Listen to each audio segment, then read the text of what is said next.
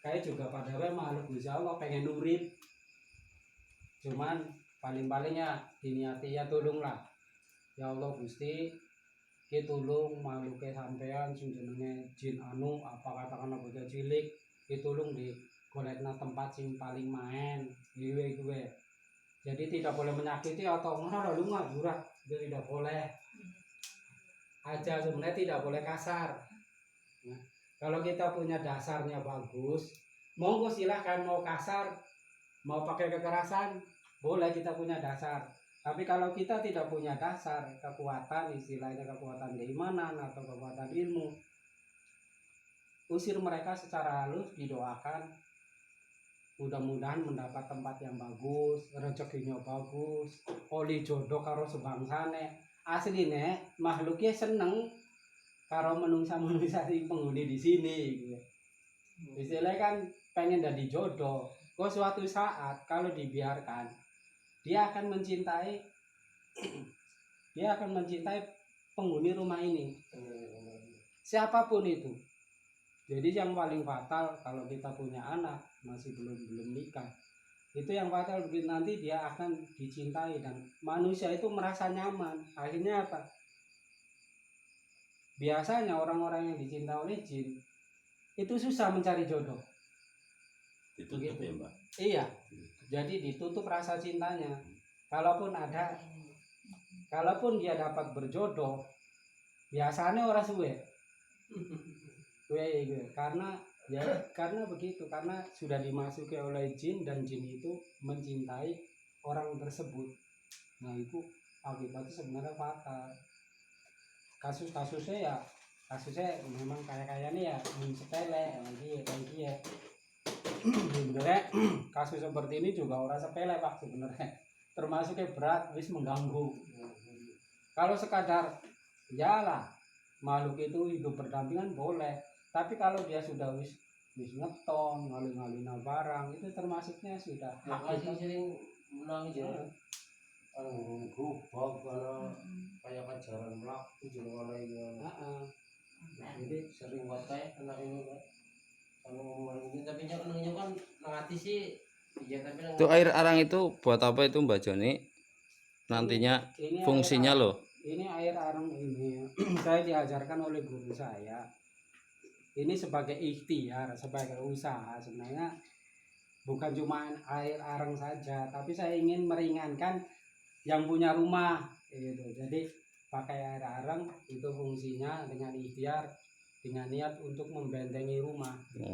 Jadi membentengi dari makhluk-makhluk halus masuk kembali ke dalam rumah itu sebagai bentuk ikhtiar. Begitu. Kenapa harus arang, Mbah? Jadi arang itu kan ireng. Arang itu ada zat, sebenarnya obat-obat yang kita pakai itu, yang kita minum, obat parameh, bodrak itu mengandung arang. Mengandung arang. Arang itu fungsinya untuk mengeluarkan racun. Nah, gitu ya. Racun itu juga kurang lebih dengan makhluk halus sama. Itu kan racun. Makhluk halus kalau sudah masuk ke dalam tubuh, biasanya orangnya sering penyakitan. Betul. Sering meriangan. Nah itu racun. Jadi nggak jauh beda dengan makhluk halus. Jadi begitu. Jadi arang itu ya fungsinya untuk mengusir, menetralisir racun, termasuk makhluk halus.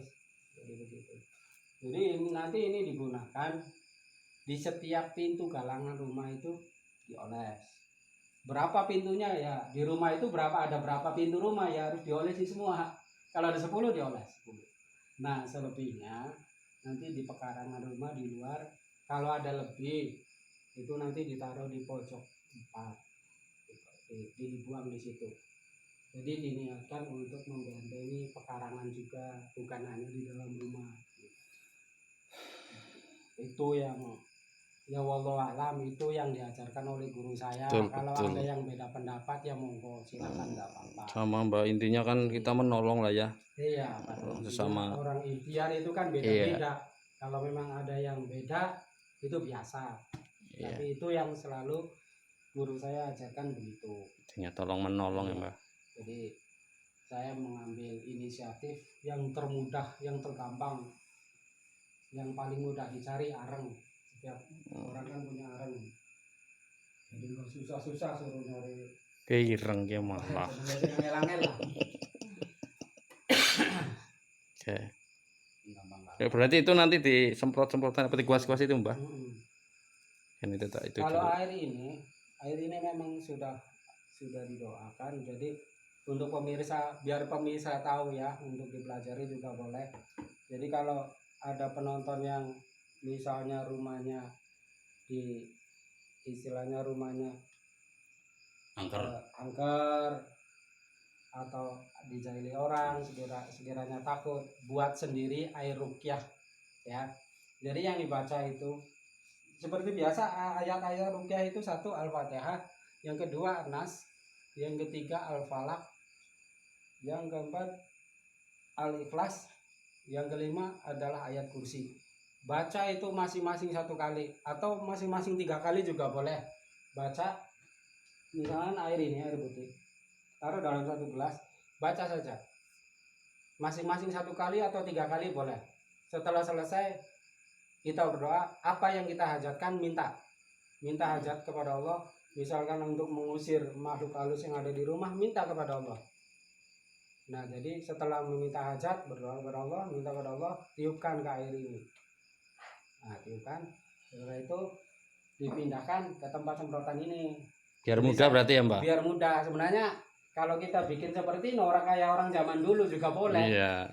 Jadi pakai alang-alang, Mbak. Pakai alang-alang iya, bisa pakai daun. Orang seperti zaman dulu itu sebenarnya begitu, Pak. Ya. Itu jadi saya mengambil inisiatif pakai ini agak lebih modern, jadi enggak kesannya orang itu seperti apa ya, berpandangan seperti apa ya, orang-orang yang berpandangan pendek itu seperti melakukan sesuatu ritual, yang musik, kayak ritual. sesuatu yang musik Iya. kan begini. Jadi saya menghindari perdebatan seperti itu, jadi saya gunakan yang modern seperti ini. Semprotan fungsinya manuk juga sama semprotan manuk meruqyah rumah. Jadi selagi panjenengan menyemprotkan rumah, terutama di pojok-pojok rumah itu atau tempat-tempat yang sekiranya ditakuti, biasanya kalau lewat merinding ya di situ ada, sambil disemprot-semprotkan atau dipercik-percikan. Saya mengambil inisiatif pakai ini sambil di dalam hati baca ayat kursi, jangan berhenti. Nah, begitu caranya untuk meruqyah rumah. Jadi ini untuk pelajaran untuk penonton, mudah-mudahan bisa bermanfaat. Amin. Begitu. Udah, Mbah? Iya. Nanti sebentar lagi saya juga agak dadanya agak sesak. Iya. Jadi saya tadi baca rotib, ada yang saya juga, Pak. Iya. Saya bilang, kamu nggak usah mukul-mukulin saya kan untuk mendoakan kamu, bukan untuk mengusir kamu. Saya doakan kamu biar kamu dapat tempat yang layak, tempat yang bagus. Kamu di sini tempatnya nggak layak, tapi nanti insya Allah nanti Allah kasih tempat kamu yang lebih bagus. Insya Allah mereka mau. Tapi ya, mungkin nanti ada pembuktian ya, Mbak. Nanti ada pembuktian ya, ataupun apa namanya? Irung teman. Apa namanya? Biar kelihatan makhluknya seperti apa, kita juga penasaran. Kenapa sampai makanan hilang, diambil terus nggak balik. Nah, kalau mau ngambil makanan, dia kesini bawa uang dong, baru namanya jual beli, itu namanya kayak gitu. Kalau kayak gini berarti enakan di makhluknya, kita yang rugi kan kayak gitu. Oh, ditekani gara-gara raun Rika. Apa? Saya yang penting ada ini Mbah Sono ini, saya berani karena Mbah Sono tuh berani gitu. Ya gitu aja, Pak. Ini satu lagi kebetulan Mbak Tasno minta garam. Ini juga memang ada fungsinya, saya ajarkan garam. Garam itu adalah benda yang paling ditakuti oleh jin. Jadi bagaimana cara menggunakannya? Seperti yang saya ajarkan tadi, bacaannya sama, Fatihah, Nas, Al-Falaq, Al-Ikhlas, ayat kursi, bacakan, tiupkan di garam ini. Tergantung niat. Kita mau meruqyah orang, mengobati orang, atau meruqyah rumah sama. Jadi ini kalau sudah didoakan, tiup, boleh taruh di luar 4 penjuru atau di dalam rumah 4 penjuru. Itu juga untuk membentengi. Untuk obat bisa juga sama bacaannya seperti itu. Nanti mudah-mudahan penonton bisa bermanfaat ya. Jadi doakan saja air ini, air ruqyah, campurkan ke air putih sedikit saja, air bening. Terus air itu untuk diminumkan obat sumeng, obat panas atau apa gitu anak-anak. Insya Allah itu bisa dijadikan obat. Tapi kalau dicampurkan ke sayur ya Mbah, Iya. tambah Terutama enak. dicampurkan ke sayur, ini semua jadi Sayur obat. tambah Nah, itu. Ya, oke, terima kasih Mbah Joni. Iya, sama-sama.